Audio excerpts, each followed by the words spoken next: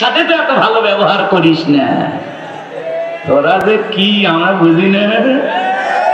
কতক্ষণ ঠিক কিনা?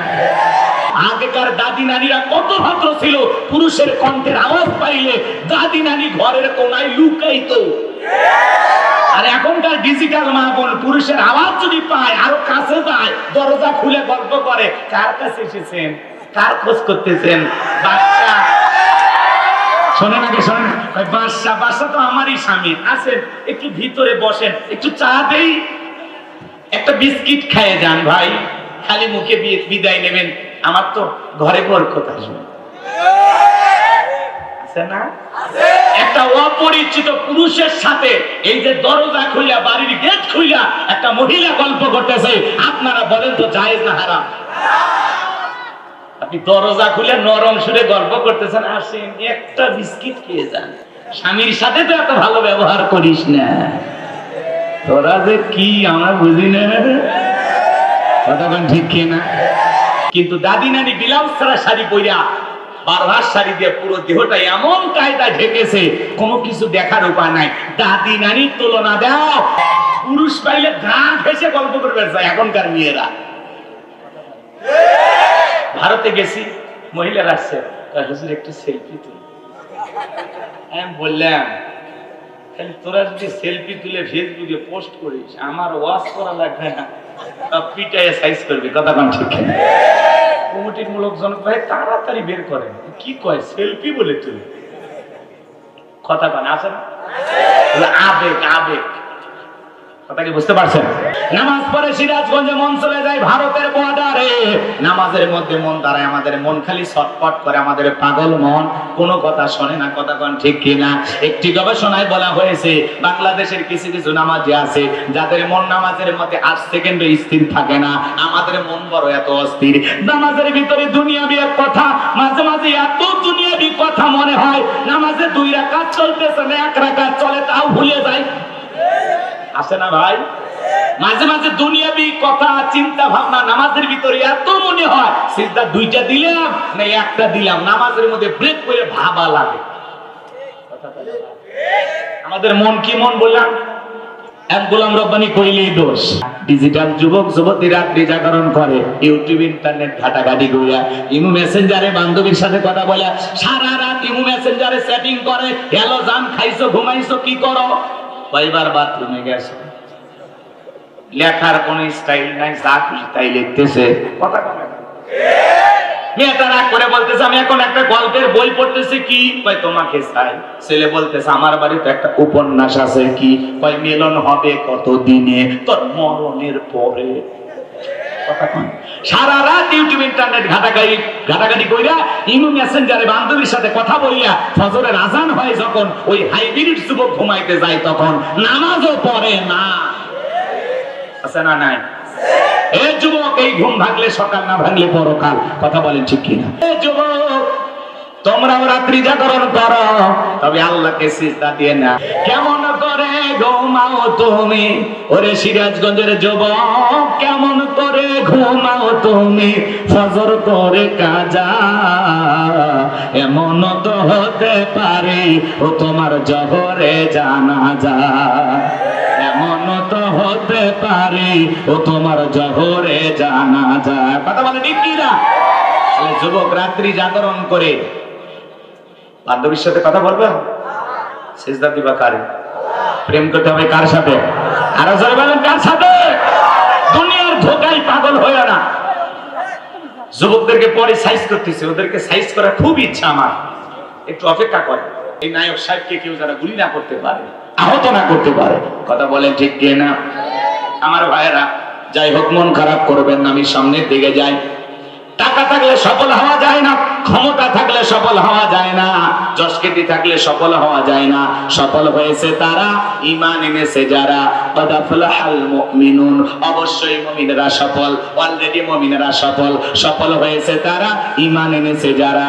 ঈমানদাররা দুনিয়াতেও সফল, আখিরাতেও সফল।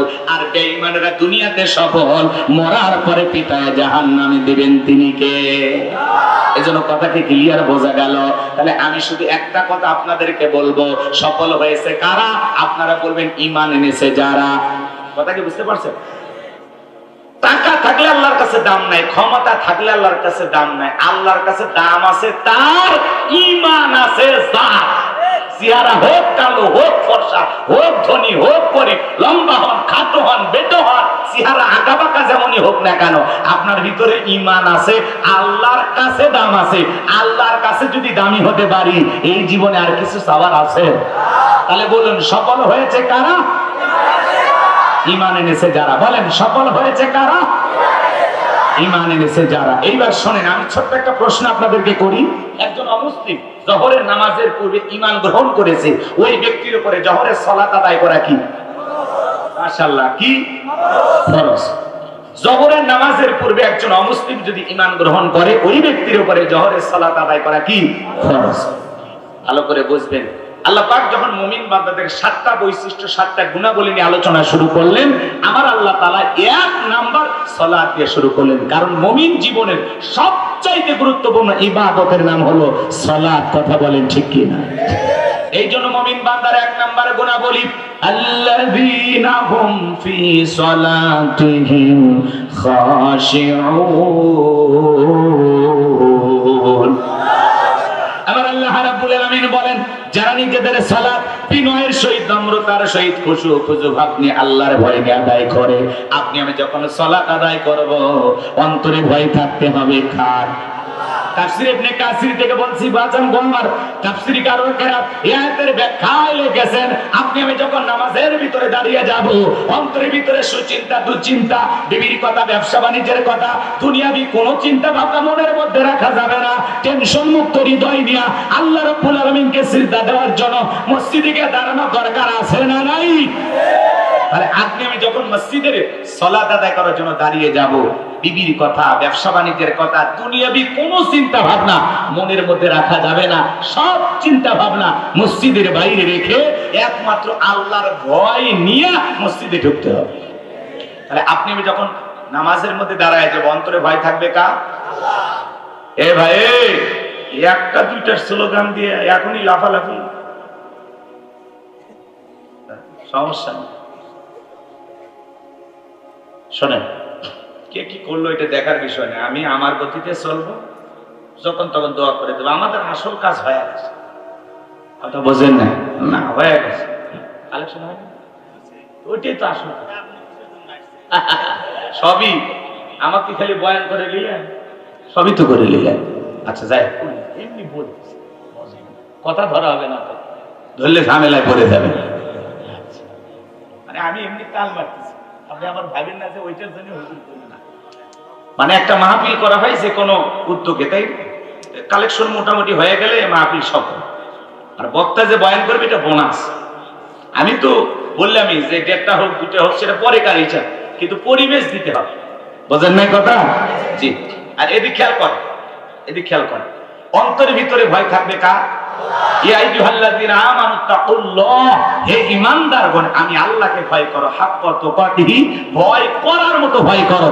সালাত কিভাবে আদায় করব, বিশ্বনবী কিভাবে আদায় করেছেন? আম্মা জান আয়েশা রাদিয়াল্লাহু তাআলা আনহা বলেন, নবী নামাজের ভিতরে এত লম্বা সময় দাঁড়িয়ে থাকতেন, মাঝে মাঝে আমি তাকায়া দেখতাম বিশ্বনবীর পা মোবারক ফুলে উঠেছে। বলুন সুবহানাল্লাহ।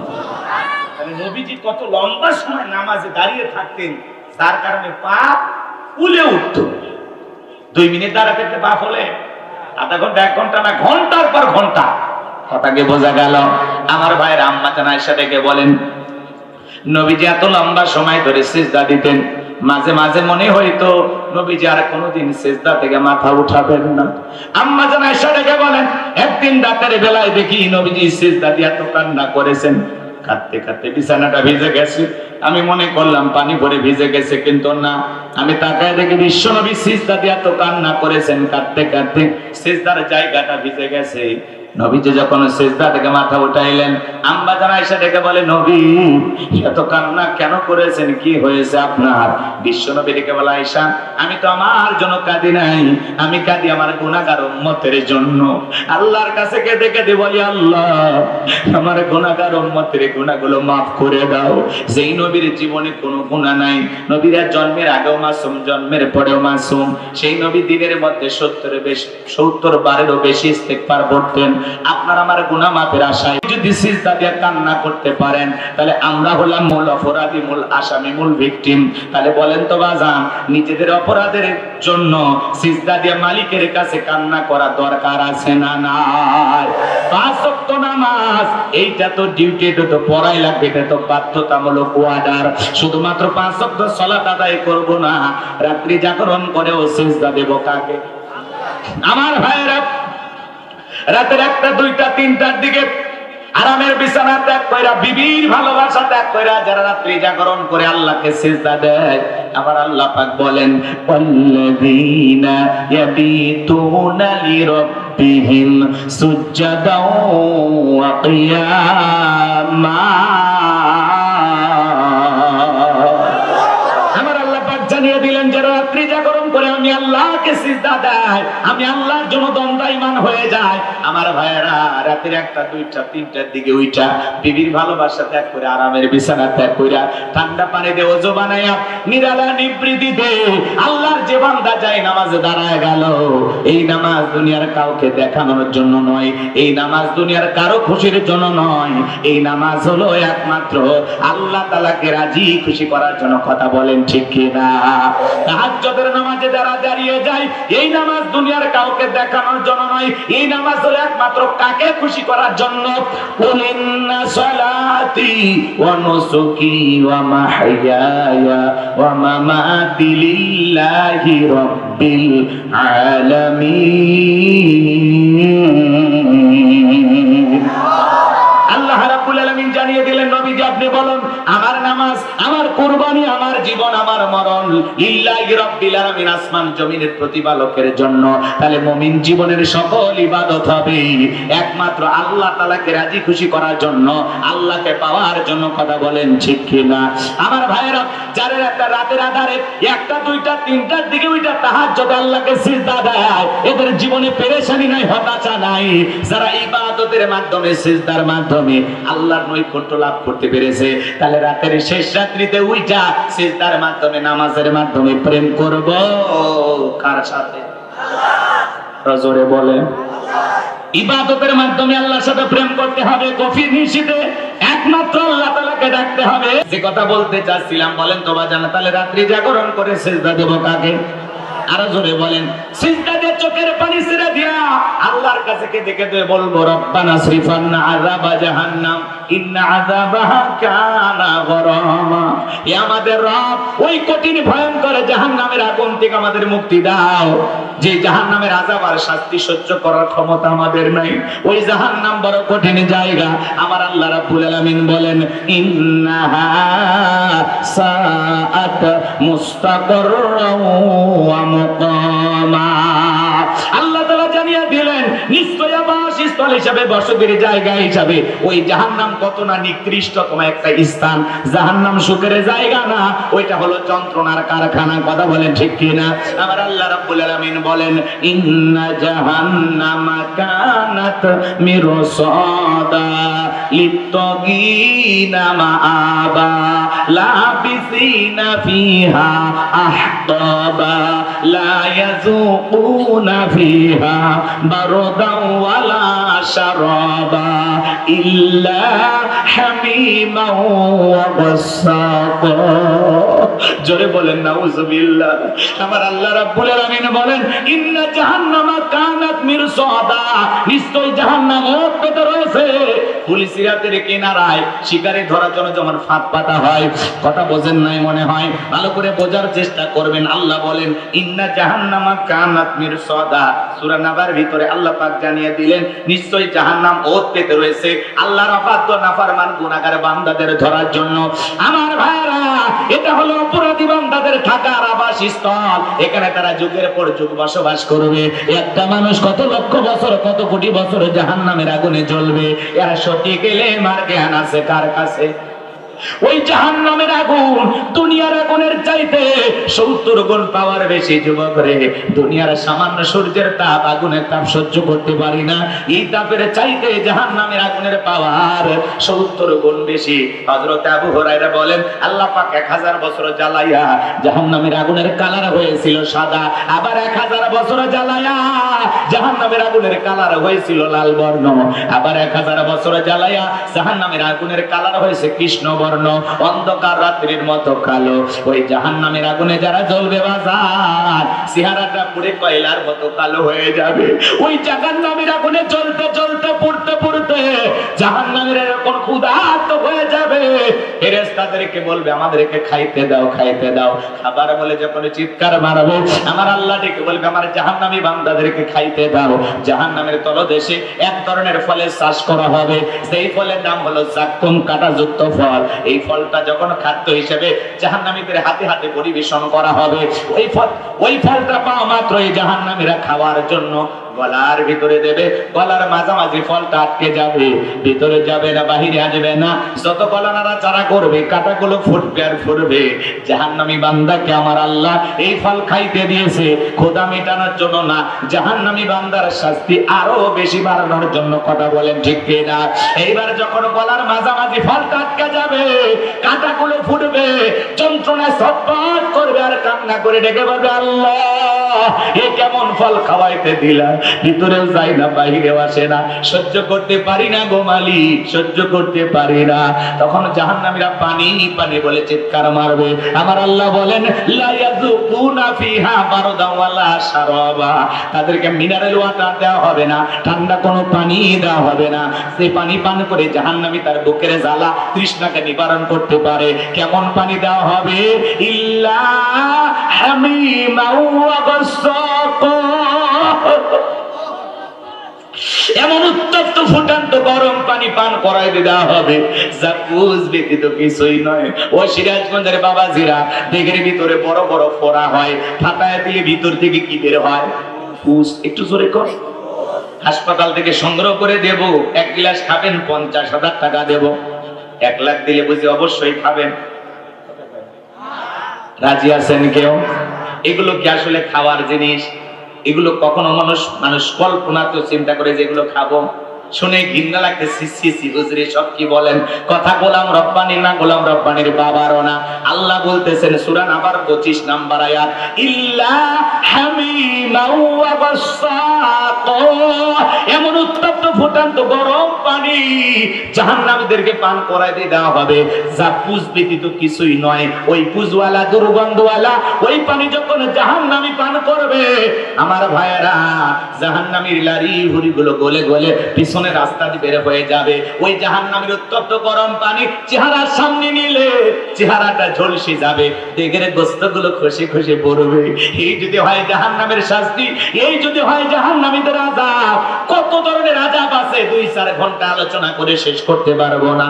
জাহান্নামের সর্বনিম্ন শাস্তি হলো জাহান্নামের একজোড়া স্যান্ডেল জুতা পায়ে দিয়ে থাকা, একজোড়া স্যান্ডেল যে পরিধান করে থাকবে, ওই জুতার গরমে জাহান্নামীর মাথার মগজগুলো টকবক করে গলে কান মুখ নাক দিয়ে বের হয়ে যাবে। আমার ভাইরা, নানান ধরনের জাহান্নামের শাস্তি আছে। এ বাজান বা আমার, সেই জাহান্নাম থেকে বাঁচার জন্য অনেক আমল করার দরকার আছে না নাই? বলেন তো, জাহান্নামের শাস্তি কি ঘটেছে না ঘটবে?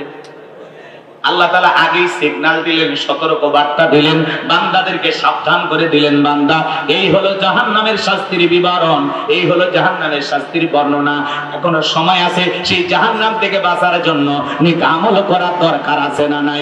আল্লাহ তাআলা আগে অ্যাডভান্স কেন জানিয়ে দিলেন? যাতে আমরা সতর্ক হতে পারি, সাবধান হতে পারি। উলামায়ে কেরাম কেন বারবার বলে তোমরা কান্না করো, আল্লাহর ইবাদত করো, ইবাদতে মনোযোগী হয়, জাহান্নাম থেকে নিজে বাঁচো, নিজের পরিবারকে বাঁচাও। উলামায়ে কেরাম কেন বারবার বলে নেক আমলের জিন্দেগি করো, নেক আমলের জিন্দেগি করো, মালিকের সাথে গভীর সম্পর্ক করো।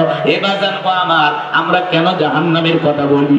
আমরা চাই না বাংলাদেশ কেন তামাম পৃথিবীর একজন মানুষ জাহান্নামে যাক, এটা আমাদের কামনা না, বাসনা না। আমরা চাই সমস্ত মানুষগুলো নেক আমল করে আল্লাহর প্রিয় গোলাম হয়ে জান্নাতে যায়। এটাই আমাদের চাওয়া, এটা আমাদের দিলের তামান্না। কথা বলেন ঠিক কিনা? তাহলে বলেন তো জাহান্নামের সেই ভয়াবহ শাস্তি সহ্য করার ক্ষমতা আমাদের আছে? তাহলে সেই জাহান্নাম থেকে বাঁচানোর জন্য ফিরে আসতে হবে কার দিকে? আল্লাহর দিকে, রবের দিকে। কথা বলেন ঠিক কিনা? তাহলে আজ থেকে নেক আমল করবো তো ইনশাআল্লাহ, গোলামি করবো তো ইনশাআল্লাহ। ভাই মাঝে মাঝে সিজদা দিয়ে অঝরে কাঁদবেন, নিজের অপরাধ যা আছে মালিকের কাছে বলবেন, যা মনে চাই সিজদায় ঘন্টার পর ঘন্টা কাঁদবেন আর কাঁদবেন, কাঁদবেন আর কাঁদবেন, আর যা যা অপরাধ সব স্বীকার করবেন। মাফ করে দিতে পারে? বলেন মাফ করে দিতে পারে কি? দিতে পারে কি? জীবনে গুনাহ তো কম করি নাই, অপরাধ তো কম করি নাই, কেন চাইবেন না? চাওয়ার দরকার আছে না নাই? লম্বা হবে, লম্বা করব না। সাহাবায়ে কেরাম যখন সালাত আদায় করতেন মরুভূমিতে, পাখিগুলো খেজুর গাছ মনে করে সাহাবীদের কাঁধের উপরে, মাথার উপরে বসে থাকতো। বিশ্বনবীর সাহাবীরা সালাতে এত মনোযোগ, এত মনোযোগ, কাঁধে পাখি পড়ে থাকে, তারপরেও তারা টের পাইতো না। বলেন আল্লাহু আকবার। হযরতে তালহা রাদিয়াল্লাহু তাআলা সালাত আদায় করতেছিলেন, জঙ্গল থেকে সাপ এসে সন্তানটাকে বেঁচিয়ে ধরলো, স্ত্রী মানুষজনকে ডাকলেন, ছেলেটাকে বিপদ মুক্ত করলেন। হযরতে তালহা নামাজ শেষে জিজ্ঞাসা করে, বিবি রে, বাড়িতে এত মানুষজন, ব্যাপারটা বুঝতে পারলাম না। ডেকে বলে, স্বামী আপনি যখন সালাত আদায় করতেছিলেন, জঙ্গল থেকে সাপ এসে সন্তানটাকে বেঁচিয়ে ধরেছিল, আমি মানুষজনকে ডেকে ছেলেটাকে বিপদ মুক্ত করলাম। এত ঘটনা আপনার চোখের সামনে ঘটে গেল, আপনি কি কিছুই বলতে পারেন না? হযরতে তালহা ডেকে বলে, বিবি রে, নামাজের মধ্যে মন যদি এদিক সেদিক চলে যায়, তাহলে নামাজ তো আর নামাজ থাকে না। বলেন আল্লাহু আকবার। আর আপনি আমি নামাজ পড়ি শাহজাদপুর, মন চলে যায় সিরাজগঞ্জ রোডে। কথা বলেন না? নামাজ পড়ে এই গ্রামের নাম হলো মাকড় কোলা, আর মন চলে যায় ভোলা। কথা কোন ঠিক কিনা? ওয়া ইযা কুরিয়াল কুরআনু ফাসতামিউ লাহু ওয়া আনসিতু লাআল্লাকুম তুরহামুন। সূরা আরাফ আয়াত নাম্বার 204। আমার আল্লাহ রাব্বুল আলামিন জানায় দিলেন, তোমাদের সামনে যখন কোরআন পাঠ করা হয়, কোরআনের আলোচনা করা হয়, চুপ করে কান লাগে মনোযোগ সহকারে কোরআনের কথাগুলো শ্রবণ করো। যারা চুপচাপ কুরআনুল কারীমের কথাগুলো শ্রবণ করবে, আমার আল্লাহ রাব্বুল আলামিন আসমান থেকে তাদের উপরে আল্লাহর রহমত বৃষ্টির মতো নাজিল করবেন। বলুন সুবহানাল্লাহ। এই জায়গায় আল্লাহর রহমত নাজিল হইতেছে, এই বিশ্বাস আপনার আমার মনের মধ্যে আছে না নাই? কোরআনের কথাগুলো শুনলে লাভ না ক্ষতি? ফাযাক্কির ফাইন্নাদ যিকরা তানফাউল মুমিনিন। সূরা জারিয়ার 55 নম্বর আয়াত। আল্লাহ তাআলা জানিয়ে দিলেন, যারা আমার মুমিন বান্দা, তাদের সামনে যখন কোরআন ওয়াজ করা হয়, কোরআন থেকে উপদেশ দেওয়া হয়, এই কথাগুলো শোনার পরে আমার মুমিন বান্দাদের উপকারে আসবে। বলুন সুবহানাল্লাহ। আমার ভাইরা যারা কোরআন শোনার নিয়তে বসেছেন, একটা ঘন্টা যদি কোরআন শোনার পেছনে আপনি সময় ব্যয় করতে পারেন, সেই কথাগুলো শুনে আমল করেন আর না করেন, 1 ঘন্টা যদি কোরআন শোনার জন্য ব্যয় করতে পারেন, আমার ভাইয়েরা 500 রাকাত নফল নামাজ পড়লে যে সব হয়, আল্লাহ তাআলা সেই সমপরিমাণ সব আপনার আমার আমল নামায় লিখে দিবেন। বলুন সুবহানাল্লাহ। এটা জান্নাতের বাগান, এতে কি কোনো সন্দেহ আছে? জান্নাতের বাগানে যেহেতু প্রবেশ করেছি, জান্নাতেও প্রবেশ করতে চাই। কথা বলেন ঠিক কিনা? আমি আজকে আপনাদের সামনে কথা বলবো পবিত্র কোরআনুল কারীমের 23 নাম্বার সূরা, সূরা নাম্বার 23। বাতিলেরা হবে সাইজ ইনশাআল্লাহ। বলেন ইনশাআল্লাহ। মোট আয়াত আছে 118, রুকু আছে 6টি। বিশ্বনবীর মক্কার জিন্দেগিতে এই সূরাটি নাজিল হয়েছেন। সূরাটির নাম সূরা আল মুমিনুন। আল্লাহ পাক তার বিশ্বাসী বান্দাদের জন্য সূরা আল মুমিনুন নাজিল করেছেন। যারা অবিশ্বাসী কাফের, এদের জন্য আল্লাহ পাক একটি সূরা নাজিল করেছেন। সূরাটির নাম হলো কাফিরুন। জোরে বলেন কি নাম? কুল ইয়া আইয়ুহাল কাফিরুন। কাফেরদের জন্য আল্লাহ পাক সূরা কাফিরুন নাজিল করেছেন। যারা হলো দুদুল্যমান, 2 নৌকায় পা দিয়া চলে, মুখে বলে একটা অন্তর আর একটা দুমুখ সাপ, বৃষ্টি যেই দিকে ছাতা ধরে সেদিকে কুলালু মার্কা। এদের নাম কি? মুনাফিক। এই মুনাফিকদের জন্য আল্লাহ পাক একটি সূরা নাজিল করেছেন। সূরার নাম হলো মুনাফিকুন। কথা বলেন ঠিক কি না? আমার ভাইরা, মুনাফিক সেনা বড় কঠিন। ওরা সকালবেলা বলে ইসলামের পক্ষে আছে, সন্ধ্যাবেলা ইসলামের বিরুদ্ধে কাজ করে। ওরা ইসলাম নামের গাছের গোড়া কেটে মাথায় পানি ঢালে। কথা বলেন ঠিক কি না? করে থাক ধোকাবাজ, চোখে তোদের নাহি লাজ।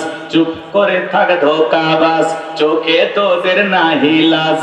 গোড়া কেটে মাথায় ঢালো পানি, তোদের চিনি আর কতকাল করবি রে শয়তানি। মুনাফিকদের স্বভাব হলো ইসলাম নামের গাছের গোড়া কেটে মাথায় পানি ঢালে। রাসূলের পিছনে লোকটা নামাজ পড়ে যদি মুনাফিক হয়, আপনার আমার পিছনে নামাজ পড়িয়া তার চাইতে বড়টা হবে। দাড়ি টুপি থাকার পরে মুনাফিক হতে পারে, হজ করার পরে আলহাজ মুনাফিক হতে পারে। কথা বলে ঠিক কি না? মুনাফিক চেনা বড় কঠিন। মুনাফিকেরা ওয়াকাম বদকাম যা করে সব দোষ অন্যের ঘাড়ে চাপাইয়া দেয়। কথা কয় না? মুনাফিকেরা নিজের রাস্তা নিজের পথ ক্লিয়ার করার জন্য রাতের আধারে মারার করে হত্যা করে। সকালবেলা লাশের উপরে ফুলের মালা দিয়া শোক প্রকাশ করে বলে বড় ভালো লোক ছিল। ভালো লোক ছিল তো মারলি কেন? শয়তান আছে না নাই? যেন মুনাফিক চেনা বড় কঠিন। মনে রাখবেন, হিন্দুদের ভিতর থেকে মুনাফিকের জন্ম হয় না, খ্রিস্টানদের ভিতর থেকে মুনাফিকের জন্ম হয় না, বৌদ্ধদের ভিতর থেকে মুনাফিকের জন্ম হয় না। মুনাফিকের জন্ম হয় মুসলমানের ভিতর থেকে। কথা বলে ঠিক না? মনে রাখবেন, অমুসলিমের দ্বারা ইসলাম যতটা না ক্ষতিগ্রস্ত হয়, নামধারী মুনাফিক মার্কা মুসলমানের দ্বারা ইসলাম সবচেয়ে বেশি ক্ষতিগ্রস্ত হয়। এই জন্য ওদের চিনে রাখা বড় দায়। ওরা বলে সকালবেলা কোরআনের মাহফিল চলবে, সন্ধ্যাবেলায় পুলিশ পাঠায় বন্ধ করে। হ্যাঁ, তুমি কোরআন বন্ধ করো, অবস্থা ভালো না খারাপ? সামনের দিকে যাই যদি সুযোগ হয় অনেক কথা বলবো। কষ্ট হচ্ছে আপনাদের? আজকে আমি মুনাফিকদেরকে নিয়ে আলোচনা করব না, আমি কাফেরদেরকে নিয়ে আলোচনা করব না, আমি আলোচনা করব আল্লাহর ভিআইপি মুমিন বান্দাদেরকে নিয়ে। বলুন সুবহানাল্লাহ। তাহলে সূরার নাম সূরাল মুমিনুন। মোট আয়াত 118, রুকু আছে 6টি। কোরআনুল কারীমের 23 নম্বর সূরা, 18 নম্বর পারার প্রথম সূরা। একটু জবান ছেড়ে সবাই আমার সাথে তেলাওয়াত করুন। আউযু বিল্লাহি মিনাশ শাইতানির রাজীম। বিসমিল্লাহির রাহমানির রহিম। বিতাড়িত মোর্তাদ শয়তানের কাছ থেকে আল্লাহ পাকের কাছে আশ্রয় প্রার্থনা চাচ্ছি। পরম করুণাময় শিব দয়ালু আল্লাহ তাআলা নামে শুরু করছি। আমরা যে কোনো কাজ শুরু করব কার নামে? আল্লাহর নামে কাজ শুরু করলে বরকত আছে না নাই? যে কোনো কাজের শুরুতে আমরা আল্লাহ তাআলাকে স্মরণ করব। সম্মানিত ভাইরা আমার, যে কোনো কাজের শুরুতে যদি আমরা আল্লাহ তাআলাকে স্মরণ করি, বলেন তো বাজার, সেই কাজের ভিতরে বরকত দিবেন তিনি কে? আল্লাহ। বিসমিল্লাহর পাওয়ার আছে না নাই? বিসমিল্লাহর সম্মান মর্যাদা আছে না নাই? আমার ভাইরা, আল্লাহর এক বুজুর্গ গোলাম একটি ওয়াজ মাহফিলে, তাফসীর মাহফিলে তিনি মজলিসে কথা বলতেছিলেন। ওই পাশ দিয়ে একটা হিন্দু মেয়ে হেঁটে যায়। মনের কৌতূহলে জানতে বড় ইচ্ছা করে মুসলমানেরা কি আলোচনা করে, একটু শুনে আসি। আমার ভাইরা, হিন্দু মেয়েটা মহিলা প্যান্ডেলে বসে সে আল্লাহর গোলামের আলোচনা শুনতেছিল, সে আলেমের আলোচনা শুনতেছিল। আমার ভাইরা, সে আল্লাহর গোলাম আলোচনা করতেছেন কুল হুয়াল্লাহু আহাদ। হে নবী, আপনি বলুন আল্লাহ এক, আল্লাহ দ্বিতীয়। বলেন তো বাজার, আমাদের সৃষ্টিকর্তা কয়জন? আরো জোরে বলেন। হিন্দু মেয়েটা বুঝতে পারলো সৃষ্টিকর্তার নাম আল্লাহ। আল্লাহর সেই বুজুর্গ গোলাম আলোচনা করতে গিয়ে এক সময় তিনি বললেন, ইন্নাদ-দীনা ইনদাল্লাহিল ইসলাম। নিঃসন্দেহে আল্লাহ তাআলার কাছে কেবলমাত্র শুধুমাত্র একটি ধর্ম মনোনীত, ধর্মের নাম কি? ইসলাম। ইসলাম আছে যেখানে শান্তি আছে, ইসলাম আছে যেখানে সমাধান আছে। মেয়েটা বুঝতে পারলো সৃষ্টিকর্তার নাম আল্লাহ, শ্রেষ্ঠ ধর্মের নাম ইসলাম। এইবার মেয়েটা মনে মনে ভাবে, আমি আর হিন্দু থেকে বাড়িতে যেতে চাই না। এইবার অমুসলিম মেয়েটা কালেমা পড়ে মুসলমান হয়ে গেল। বলুন সুবহানাল্লাহ। এইবার মেয়েটা মুসলমান হয়ে বাড়িতে গিয়ে উঠতে বসতে আল্লাহর জিকির করে, জবান দিয়ে বিসমিল্লাহ পাঠ করে। হঠাৎ করে মেয়েটার মা জিজ্ঞাসা করে, মা গুনগুন করে কি যেন বললি? মেয়েটা ডেকে বলে, মা মুসলমান হয় যারা মিথ্যা কথা বলতে পারবে না তারা, ওয়াকুলু কওলান সাদীদা। সত্য কথা বলো, সঠিক কথা বলো। মুসলমানেরা হবে সত্যবাদী, মুসলমানেরা কখনো মিথ্যাবাদী হতে পারে। আর আমাদের সমাজে মিথ্যাবাদী আছে না? মিথ্যা কথা বলে সকালবেলা নাস্তা করে, দুপুরে লাঞ্চ করে, রাতে ডিনার করে, ভরা পেটেও মিথ্যা, খালি পেটেও মিথ্যা। মিথ্যা বলতে বলতে চেহারা বেঁকা হয়ে গেছে, এক পা কবরে ঢুকে গেছে, এরপরে মিথ্যা বলা ছাড়ে না। আর মিথ্যা বলার স্টাইল দেখে শয়তান পর্যন্ত বলে আমি এত খারাপ না। মানুষ যে এত মিথ্যা কথা বলে ওদেরকে না দেখলে বিশ্বাস হতো না। কি নাম বলবো দুই চার শোনেন, মাঠটা আপনারা খাবেন না? বুঝে নেন মিথ্যাবাদী আছে না নাই? মানুষ যে এত মিথ্যা কথা বলে ভাই, কথা বলে মানে মিথ্যা কথা বলে। আপনাদের এই শাহজাদপুরে নাই, এদিকে সব আল্লাহর ওলি, সব জিন্দা শাহজালা। কষ্ট হচ্ছে আপনাদের। সামনের দিকে যাই, বাজান গো আমার, মেয়েটা দেখে বলে মা মুসলমান হয়ে যারা মিথ্যা কথা বলতে পারে না তারা। আমি গত কয়েকদিন আগে মুসলমানদের একটি ধর্মীয় প্রোগ্রামে গিয়ে কোরআনের মাহফিলে গিয়ে আলোচনা শোনার পরে বুঝতে পেরেছি সৃষ্টিকর্তার নাম আল্লাহ, শ্রেষ্ঠ ধর্মের নাম ইসলাম। আমি আর দেরি করি নাই মা, আমি কালেমা পড়ে মুসলমান হয়েছি। এই কথা শোনার পরে দেখে বলে মেয়েরে সর্বনাশ করেছিস, এখনো সময় আছে মা, ইসলাম ধর্ম ত্যাগ করে আবারও বাপ দাদার ধর্মে ফিরে আসো। মেয়েটা দেখে বলে মা আমার পক্ষে সম্ভব নয়, রাতের বেলায় স্বামী যখন চলে আসছে, স্বামী গো সর্বনাশ হয়ে গেছে, আমাদের একমাত্র মেয়ে কালেমা পড়ে মুসলমান হয়েছে। তাই নাকি? বলে হ্যাঁ। মেয়েকে ডাকতে অনেকভাবে বুঝাইলেন, মা এসব কি শুনছে, তুমি নাকি মুসলমান হয়েছো মা, এখনো সময় আছে, ইসলাম ধর্ম ত্যাগ করে আবারও বাপ দাদার ধর্মে ফিরে আসো। মেয়েটা দেখে বলে বাবা যত কথাই বলো আমার পক্ষে ইসলাম ধর্ম ছাড়া সম্ভব নয়, ইসলাম মানতে গিয়ে যে শান্তি পেয়েছি, যে মজা পেয়েছি, আমি আর ইসলামের পথ ছাড়তে রাজি নাই। বাবা রাগান্বিত হয়ে মেয়ের গালে একটা থাপ্পড় বসায় দিলেন। মেয়েটা কাঁদতে কাঁদতে বলে বাবা যত খুশি আঘাত করতে পারো, মারতে মারতে যদি মেরেও ফেলে দাও, জীবনটা দিতে রাজি, কিন্তু ইসলামের পথ ছাড়তে রাজি নাই। বলেন আল্লাহু আকবার। এই লোকটা পরের দিন সকালবেলা বাদশার দরবারে চলে গেছে। বাদশা তার সিল মোহর মারা আংটিটাই ব্যক্তির হাতে দিয়েছে। ওই দেশের একটা সিস্টেম ছিল, ওই আংটিটা যার হাতে থাকবে, কোনো কারণে যদি বাদশাহ সেই সিল মোহর মারা আংটিটা সে হারিয়ে ফেলে দেয়, সেই কারণে বাদশাহ তাকে ফাঁসি দিয়ে মারে।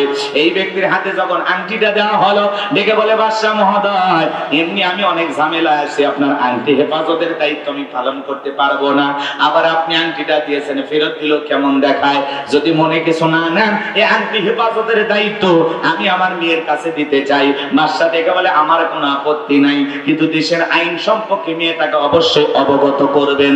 এইবার বাড়িতে যাওয়ার পরে মেয়েটার হাতে আংটি দিলেন, আর ডেকে বলে মা এটা বাদশার সিল মোহর মারা আংটি, খবরদার তোমার কাছ থেকে যেন হারিয়ে না যায়, আর বাদশার আংটিটা যদি কোনো কারণে হারিয়ে ফেলে দাও, ওই বাদশার আংটি হারানোর অপরাধে বাদশা তোমাকে ফাঁসি দিয়ে মারবে, আমি বাবা হয়েও বাঁচাইতে পারবো না। মেয়েটা বিসমিল্লাহির রহমানির রহিম বইলা সুন্দর করে জামার পকেটে আংটিটা রেখে দিলেন। রাতের বেলা মেয়ে যখন ঘুমের মধ্যে চলে গেছে, বাবা কৌশলে মেয়ের ঘরের ভিতরে প্রবেশ করে জামার পকেট থেকে আংটিটা নিয়ে বাড়ির পাশে নদী ছিল, নদীর ভিতরে ছুঁড়ে মারছে। আর মনে মনে ভাবতেছে মেয়েরে তুমি মুসলমান হয়েছো, এই কথা জাতির সামনে প্রকাশ পাইলে আমার উঁচু মাথা নিচু হয়ে যাবে, বংশের মুখে চুনকালি পড়বে, সমাজে আমার মান সম্মান থাকবে না। তুমি মুসলমান হয়েছো এই কথা প্রকাশ হওয়ার আগে আমি তোমার বিরুদ্ধে যে ষড়যন্ত্র করলাম, এই আংটি হারানোর অপরাধে বাদশা তোমাকে ফাঁসি দিয়ে মারবে, তুমি মুসলমান হয়েছে কথা প্রকাশ পেল না। আমার ভাইরা চিন্তা করেন, আপন বাবা হয়ে মেয়ের বিরুদ্ধে গভীর ষড়যন্ত্র করার পিছনে কারণ একটাই, মেয়েটা মুসলমান আর বাবা হলো বেঈমান। ইসলাম মানতে গেলে আপন বাবার সবার সন্তানের বিরুদ্ধে অবস্থান নেয়, নেই কিনা? মুসলিম জাতির পিতা ইব্রাহিম আলাইহিস সালাম তার বাবা আজর ঠাকুরকে ডেকে বলে আব্বা এই খামাকা দেবতার পূজা করো, যারা দেখে না শোনে না, না পারে আপনাদের উপকার করতে, না পারে নিজের উপকার করতে, এমনকি নাকের টোকায় মাছি করে থাকলে সেটা তাড়ানোর ক্ষমতা নাই, বিদায় এগুলো বাদ দেন। আসেন বাবা আমার কাছে তাওহীদের সুসংবাদ এসেছে, আমি আল্লাহর ব্যাপারে সত্য সাক্ষী দিতেছি, বাবা তুমি ফিরে আসো, কালেমা পড়ে ইমানদার হয়ে যাও। সুন্দর করে ইমানের দাওয়াত দিলেন, তাওহীদের দাওয়াত দিলেন, রিসালাতের কথা প্রকাশ করলেন, আল্লাহর ব্যাপারে সত্য সাক্ষ্য প্রকাশ করলেন। কিন্তু বাবা আদর ঠাকুর ডেকে বলা, ইব্রাহিম তুমি আমার দেবতার বিরুদ্ধে কথা বলো, তোমার সাহস তো কম নয়, তোমার মতো ছেলের জায়গা আর আমার বাড়িতে হবে না, তুমি এখান থেকে দূর হয়ে চলে যাও। আপন বাবা ইব্রাহিম আলাইহিস সালামকে বাড়ি থেকে তাড়ায় দিলেন শুধুমাত্র সঠিক দাওয়াত দেওয়ার কারণে। কথা কয় না ভাই? তাহলে এই মেয়ের বাবাটা মেয়ের বিরুদ্ধে গভীর ষড়যন্ত্র করলেন, আংটিটা নদীর ভিতরে ছুঁড়ে মেরে বলতেছে এই আংটি হারানোর অপরাধে বাদশা তোমাকে ফাঁসি দিয়ে মারবে, তুমি মুসলমান হয়েছো এ কথা প্রকাশও পাবে না, আমার উঁচু মাথা নিচু হবে না, বংশের মুখে চুন কালি পড়বে না। বাবা হয়ে মেয়ের বিরুদ্ধে গভীর ষড়যন্ত্র করলো। পুরো ঘটনাটাকে আমি বলবো, কারা কারা শুনবেন একটু দুই হাত তুলে দেখান, লিল্লাহি তাকবীর। হাত নামান। আল্লাহ রাব্বুল আলামিন বলেন قد فلح المؤمنون। আরেকটু জোরে বলেন আল্লাহু আকবার। আমার ভাইরা সূরা আল মুমিনুন থেকে কথা বলবো। যে কোনো আয়াত বা সূরার তাফসীর করতে হলে কোন প্রেক্ষাপটে কোন সময় রাসূলের উপরে আয়াতটি বা সূরাটি নাজিল হয়েছে, সেই নাজিলের শানে নজুল আছে না নাই? জোরে বলেন, নাজিলের শানে নজুল আছে না নাই? যদি শানে নজুল আলোচনা করা হয় তাহলে তাফসীর বুঝতে সহজ হয়, বলুন সুবহানাল্লাহ। তাহলে সূরা আল মুমিনুন বিশ্বনবীর উপরে কোন প্রেক্ষাপটে কোন সময় নাজিল হয়েছে আমি একটু সংক্ষিপ্তভাবে তুলে ধরবো। আপনাদের কি কষ্ট হবে ভাই? আমার ভাইয়েরা, বিশ্বনবীর প্রিয় সাহাবী হযরত ওমর ফারুক রাদিয়াল্লাহু তাআলা বলেন, আমি মৌমাছির বনবন ভনভন আওয়াজ শুনলাম, ডানে তাকায় মৌমাছি নাই, বামে তাকায় মৌমাছি নাই। বিশ্বনবীর চেহারা মোবারকের দিকে তাকায় দেখি নবীজি ফিসফিস করে কি যেন তিলাওয়াত করতেছেন। হযরত ওমর ফারুক দেখে বলেন, আমার বোঝার বাকি রইল না, আসমান থেকে নবীজির উপরে কোরআনুল কারীম নাজিল হচ্ছে আর বিশ্বনবী কোরআনুল কারীম রিসিভ করতে ব্যস্ত, বলুন সুবহানাল্লাহ। তাহলে মৌমাছির বনবন ভনভন আওয়াজ হলে কোরআনুল কারীম নাজিল হয়, দপ্তরি ছুটির ঘন্টায় বাড়ি মারে টন টন আওয়াজ হলে কোরআনুল কারীম নাজিল হয়। নবীজি যখন ঘোড়ার উপরে থাকতেন ওই সময় যদি কোরআনুল কারীম নাজিল হইতো, ওহির ভারে ঘোড়ার পা গুলো বালুর ভিতরে ডুবে যেত, বলেন আল্লাহু আকবার। তাহলে কোরআনুল কারীমের একটা আলাদা ওয়েট, আলাদা একটা ওজন আছে না নাই? নবীজি যখন উটের উপরে থাকতেন ওই সময় যদি কোরআনুল কারীম নাজিল হইতো, ওহির ভারে উটের মাথা জমিনের সঙ্গে লেগে যেত। আমার ভাইয়ের এক সাহাবী রানের উপরে মাথা রেখে নবী আরাম ফরমাচ্ছেন, ওই সময় যখন কোরআনুল কারীম নাজিল হলো, সাহাবী দেখে বলেন, আমার কাছে মনে হয় আমার রানটা ফেটে যাবে, আমার কাছে মনে হয় পাহাড় আমার রানের উপরে চেপে ধরা হয়েছে। তাহলে কোরআনুল কারীমের একটা আলাদা ওয়েট, আলাদা একটা ওজন আছে না নাই? জীবনের প্রথম ওহী রিসিভ করতে গিয়ে নবীজির শরীর মোবারকে জ্বর পর্যন্ত এসেছিল। ইমদাদিয়া লাইব্রেরি ছাপায়া 200-300 টাকার বিনিময়ে মুসলমানের ঘরে ঘরে কোরআন পৌঁছায়া দিয়েছে। এই কোরআনের সম্মান মর্যাদা কত আমরা কপাল পোড়া মুসলমান অনেকে আজও বুঝলাম না, কথা বলেন ঠিক কি না? কোরআন বুঝতে হলে সন্তানদেরকে মাদ্রাসায় পড়ানোর দরকার আছে না নাই? একটু গভীর মনোযোগ দিয়ে শুনবেন বাজান, আমি সামনের দিকে যাই, লম্বা হবে, লম্বা করব না। হযরত ওমর ফারুক থেকে বলেন, নবীজির কোরআনুল কারীম রিসিভ করা শেষ হয়ে গেল।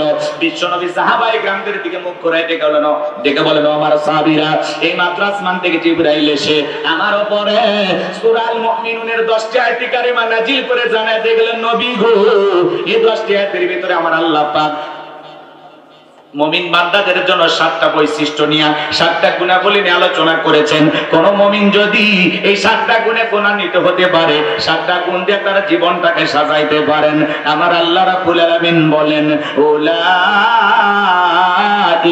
হুমুল ওয়ারিসুন আল্লাযীনা ইয়ারিসুনাল ফিরদাউস হুম ফিহা খালিদুন। আমার আল্লাহ রাব্বুল আলামিন বলেন, তারাই উত্তরাধিকারী হবেন জান্নাতুল ফিরদাউসের, সেখানে তারা চিরকাল বসবাস করবেন। আমার আল্লাহ কোনোদিন তাদেরকে জান্নাত থেকে বের করে দেবেন না। চিৎকার মেরে বলুন সুবহানাল্লাহ। আপনার আমার টার্গেট জান্নাত না জাহান্নাম? কারা কারা জান্নাতে যেতে চান দুইটা হাত তুলে আমার আল্লাহকে একবার দেখান। আল্লাহ আমাদের সবাইকে জান্নাতুল ফিরদাউসের মেহমান হিসেবে কবুল করুন, জোরে বলুন আমিন। আল্লাহ আমাদের সবাইকে জান্নাত হিসেবে কবুল করুন, জোরে বলুন আমিন। আরো একবার বলেন আমিন। এবার 7টা আঙ্গুল দেখান, বলেন তো কয়টা গুণাবলী? আরো জোরে বলেন কয়টি? এই 7টা বৈশিষ্ট্য বা 7টা গুণাবলী যদি অর্জন করতে পারেন, জান্নাতুল ফেরদাউসের উত্তরাধিকারী বা ওয়ারিশ বানায়া দিবেন তিনি কে?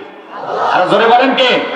হাত নামান, হাত নামান। আমার ভাইয়েরা, বাবা মারা গেলে ওয়ারিশ সূত্রে সন্তান যেরকম বাবার সম্পত্তির ভাগ পায়, কোন মুমিন যদি এই 7টা বৈশিষ্ট্য নিয়ে, 7টা গুণাবলী নিয়ে আমল করে জিন্দেগিকে পরিবর্তন করতে পারে, তার নামে জান্নাতুল ফেরদাউসের ভিতরে জায়গা বরাদ্দ থাকবে। বলুন সুবহানাল্লাহ। তাহলে কি সেই 7টা গুণাবলী একটু জানা দরকার আছে না নাই? আমি কি বলবো? কষ্ট হবে না তো ইনশাআল্লাহ? এই 7টা গুণাবলী শেষ হবে না যতক্ষণ মোনাজাত হবে না ততক্ষণ, ইনশাআল্লাহ। যতক্ষণ হয় হোক, একটু ধৈর্য নিয়ে বসেন আমার ভাইয়েরা। আল্লাহ রাব্বুল আলামিন বলেন, বিশ্বনবী তখন সাহাবায়ে কেরামদেরকে জানিয়ে দিলেন, আমার আল্লাহ কত সুন্দর করে বলেন, ক্বাদ ফালাহাল মুমিনুন। আমার আল্লাহ বলেন, অবশ্যই মুমিনেরা সফল। অলরেডি মুমিনেরা সফল হয়েছে তারা, ঈমান এনেছে যারা। আল্লাহু আকবার। ঘাতক দালাল নির্মূল কমিটি সেনের না আপনারা, এরা সহ এই বিচারপতি মানিক সহ সবাই মিলে 116 জন আলিমের তালিকা করে দুদকের কাছে জমা দিয়েছিল। সেখানে আমার সিরিয়ালের নাম্বার ছিল কত জানেন? 23 নাম্বার। আমার রোল নাম্বার কত? 23। যারা আলেমদের তালিকা করেছিল আজকে তারা বিনা তালিকায় জেলখানায়। কথা বলেন ঠিক কিনা? আলহামদুলিল্লাহ, আমরা শুনে আনন্দিত হয়েছি। এই নারী নামের কলঙ্ক, কুখ্যাত নারী ব্যারিস্টার তুরিন আফরোজকে গ্রেফতার করা হয়েছে, আলহামদুলিল্লাহ। এরা তসলিমা নাসরিনের খালাতো বোন। এরা এই সমাজটাকে শেষ করেছে। এরা আলেম বিদ্বেষী, ইসলাম বিদ্বেষী। এরা হুজুরদেরকে সহ্য করে না, আলেমদেরকে সহ্য করে না। কথা বলেন ঠিক কি না? রাগ করেন আপনারা? কষ্টবান আমার ভাইয়েরা, যারা আল্লামা সাঈদী হুজুরকে মৃত্যুদণ্ডে রায় দিয়েছে, এই সোনার মানুষটাকে যারা বছরের পর বছর জেলখানায় বন্দী করে রেখেছে, যারা মিথ্যা রায় দিয়েছে, এই সমস্ত ব্যারিস্টার বিচারকদের বিচার হওয়ার দরকার আছে না নাই? আল্লাহর খেলা, আল্লাহর খেলা। মিথ্যা মামলা হামলা দিয়ে আলেমদেরকে যারা ফাঁসিয়ে দিয়েছিল, আজকে তারাই জেলখানায়। আলেমদেরকে দিনের পর দিন রিমান্ডে নিয়ে হয়রানি করা হয়েছিল, আজকে ওই সমস্ত বিচারকদেরকে রিমান্ডে নেওয়া হচ্ছে। তুরিন আফরোজ আপা এখন রিমান্ডে যা যা জামায় আসর করবে নিজাম। কথা বললেন না কেন? যে নারী নিজের মাকে ঘর থেকে বের করে দিয়েছে, কথা বলেন ঠিক কিনা? মা বোনের হাজারো অভিযোগ এই নারীর বিরুদ্ধে। কথা কন না আপনারা? রাগ করেন, রাগ করেন। এই নারীর বিচার হওয়া দরকার আছে না নাই? আলেম বিদ্বেষী যে সমস্ত নারী, এদের বিচার হওয়া দরকার আছে না নাই? সমস্ত নারীদের বিচার হবে। যে সমস্ত ইসলাম বিদ্বেষী নাস্তিক বেঈমানরা আলেমদেরকে দেখতে পারে না, সহ্য করতে পারে না, এই পৃথিবীর ভূখণ্ডে তাদের বিচার হবে। ওরা লাঞ্ছিত হবে, অপমানিত হবে। কথা বলেন ঠিক কিনা? কষ্ট পাইছেন মনের মধ্যে মনে হয় নাকি? তুরিন আফরোজকে আপনারা মহব্বত করেন? তা করেন। যারা আল্লামা সাঈদী হুজুরকে মৃত্যুদণ্ডে রায় দিয়েছে, তার অন্যতম একজন ব্যক্তি ছিল এই ব্যারিস্টার তুরিন আফরোজ। তাদেরই সহযোগী ছিল এই বিচারপতি মানিক, তাদের সহযোগিতা ছিল। চিন্তা করেন, 4 দিন রিমান্ড কম হয়েছে, আরো নেবেন, ধাপে ধাপে বাড়বেন। এত অস্থির হয়নি। কথা বলেন না কেন? উনি হাসতে হাসতে গ্রেফতার হয়েছে, এরকম হাত নাড়তেছে, বলে বাপরে, মানে বাংলাদেশের প্রধানমন্ত্রী গ্রেফতার হয়েছে। কথা কন না কেন? ভাবটা দেখে আমার ভিডিও দেখছেন না? এদের লজ্জা নাই।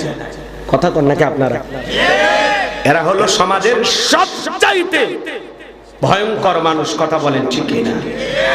আল্লামা সাঈদী হুজুরকে তোমরা বিদায় করে দিয়েছো পরিকল্পনা করে। ভারতের ইশারায় এই সোনার মানুষটাকে বিদায় করে দেওয়া হয়েছে।